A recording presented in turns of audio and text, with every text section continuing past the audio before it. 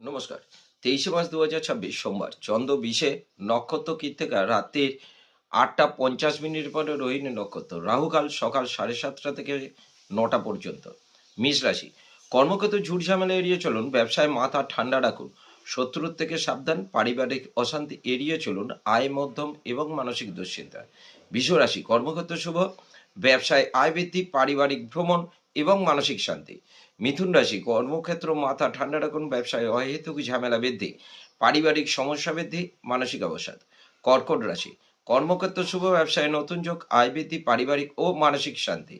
সিংহ রাশি, কর্মক্ষেত্র শুভ উন্নতি, ব্যবসায় নতুন যোগ, আয় বৃদ্ধি, পারিবারিক ও মানসিক শান্তি। কন্যা রাশি, কর্মক্ষেত্র অহেতুক ঝামেলা এড়িয়ে চলুন, ব্যবসায় গোপন শত্রুর থেকে সাবধান, পারিবারিক সমস্যা বৃদ্ধি।